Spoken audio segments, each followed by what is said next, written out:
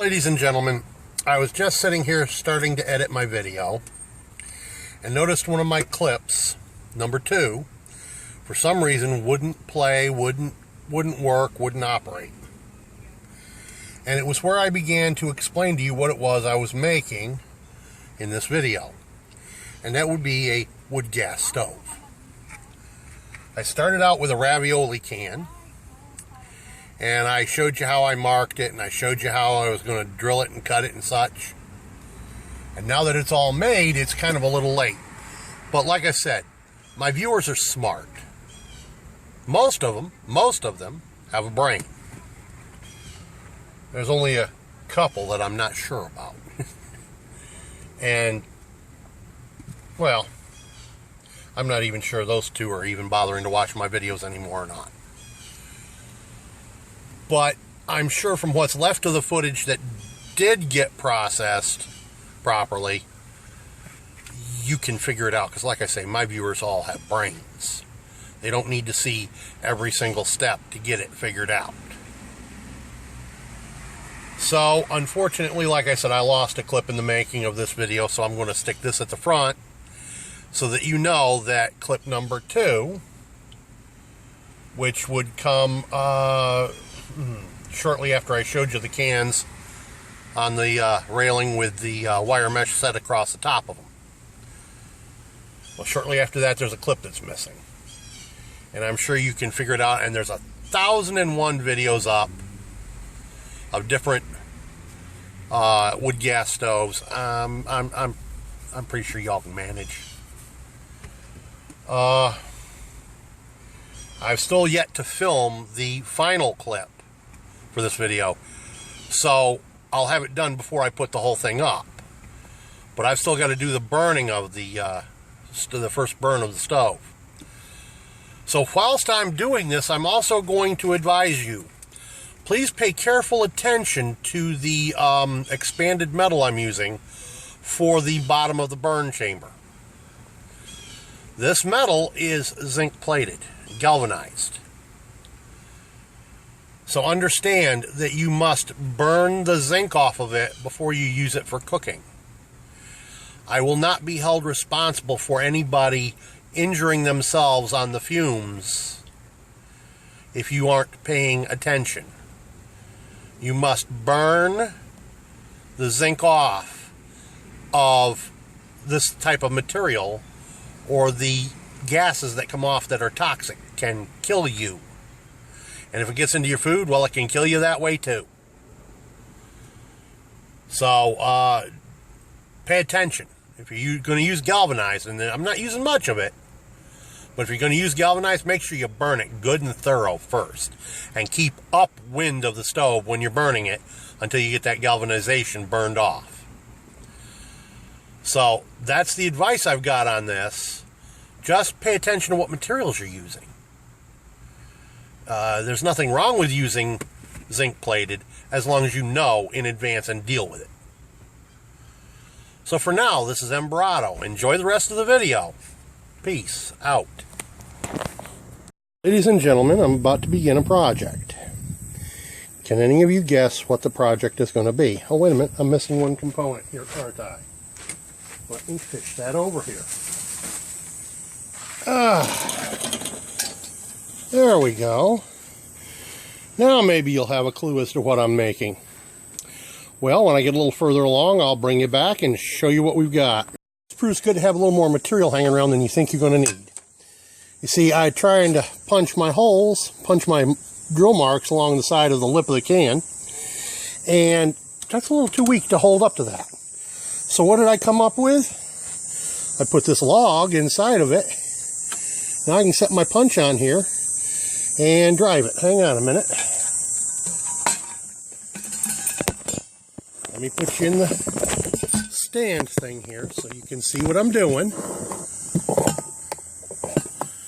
Now you're going to bounce a little bit because you're on the same surface upon which, wait a minute, I can do this a little differently. I can set you down here.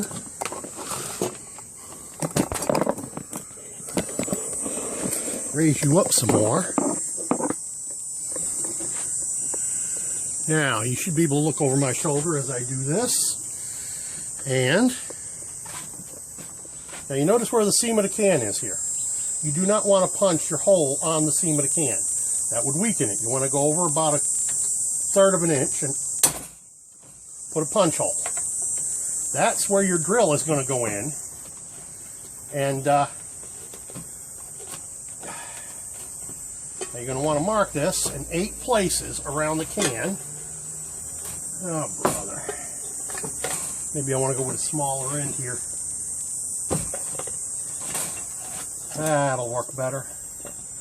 Now we're going to want to mark this in 8 places so they're all directly opposite of each other. That would be about there.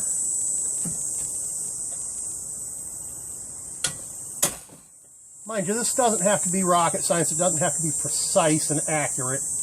Just roughly in 8 places, directly opposite of its mate. You don't want to have them running together on one side and not existing on the other. And the whole point of these punches is to keep the drill from walking around on your work project.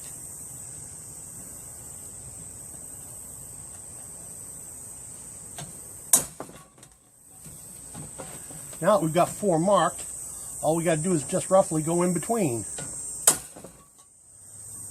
Don't have to worry about matching them up perfectly by measuring out. And you just got to be close.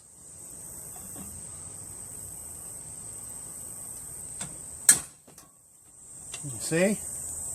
It's a simple process. It just requires a little bit of critical thinking to get your 8 drill points.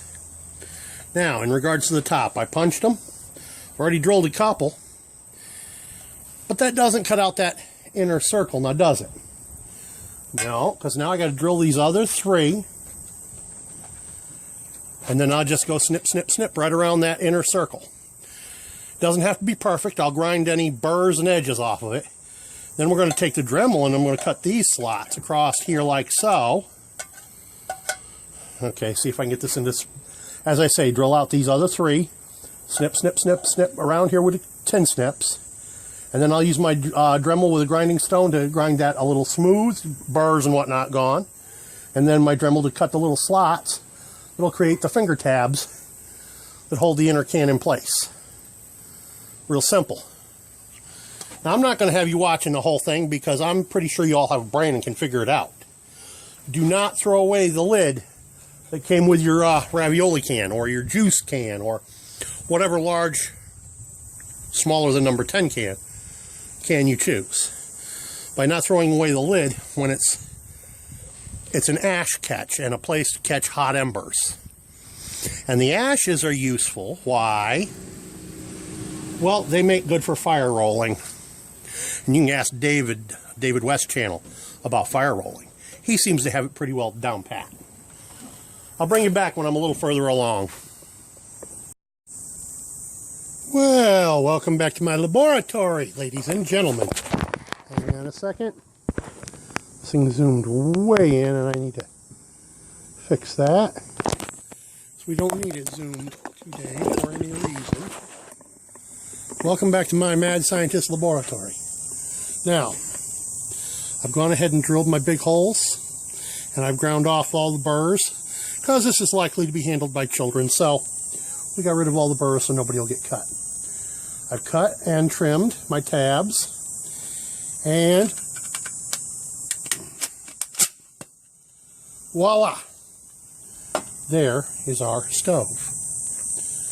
Now I didn't show you I forgot to show you here. I also drilled 16 holes around the top of my soup can. I showed you where I cut out the bottom and I cut the slots. Well, there's the bottom now that it's been installed, as I told you I was going to. I am not going to stand here and show you how. I'm going to assume that my viewers have a brain and know how to do things. Now, here's the tuna can for the pot stand. But there's something I've noticed that a lot of people do that's a mistake. Now this is not going to fit perfectly like this. It's going to slop around. and I don't want it to slop around. So I fixed it so that it will go on the way it should, not upside down like this because it doesn't fit right. That soup can has a lip inside of it, so we want this to go on here like so, and then that will be stable and the pot will stand on it. Here's the thing I notice a lot of people do where they make a mistake. They just drill a bunch of holes and then they cut all the way through, and it weakens your pot stand. I propose we do something different. We leave the lip, which gives you structural integrity, intact, and then cut your hole that way. Now you can feed the fire. Put pot on top. That's rock solid. It ain't going anywhere. That is my answer to the wood gasification stove. But I did something else, ladies and gentlemen. I've added a trick that nobody else has done. Remember I cut the bottom out? Well, I don't have a side cutter can opener. I do, however, have a Dremel tool. There's the bottom, and it sets right down in that lip, and now you have a snuffer to put the fire out when you're done with it. I've gone a step even further. I saved the top from the ravioli can. I think I showed that to you. Where did I put it? Well, I'll find it here somewhere. But the point is that here it is. By saving the top that came out of the ravioli can, you have something to catch ashes and hot embers on, for the most part, if they fall through that grate, which they're going to be tiny because that's a small grate.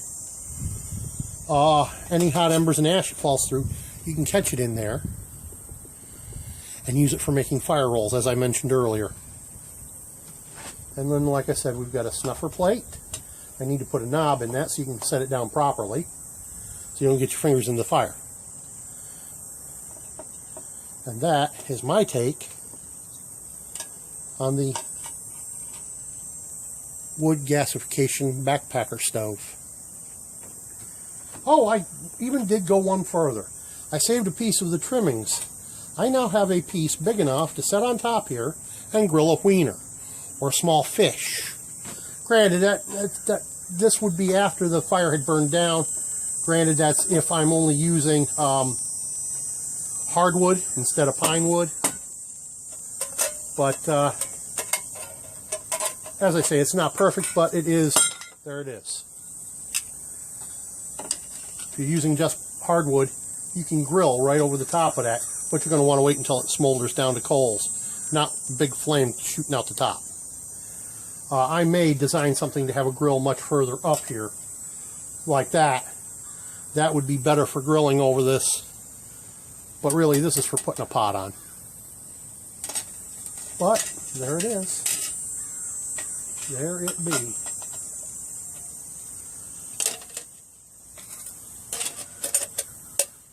Now all I gotta do is find a way to see, fits right in there nice and snug. I gotta put a handle on it so I can pull it out easy.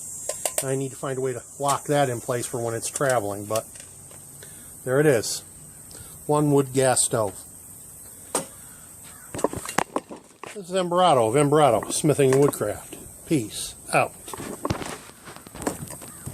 Ladies and gentlemen, I'm in the process of trying to finish up this video, and I have found that the video I shot of my first burning the stove is gone. I loaded it on the computer, and I've been distracted for a few weeks and didn't get around to finishing up editing this video. And I've just found that it's gone. I don't know where it went. So I will do another burn on the stove, and I will upload that as a separate standalone video. I will use the stove to cook on in that case. So, we'll see you next time.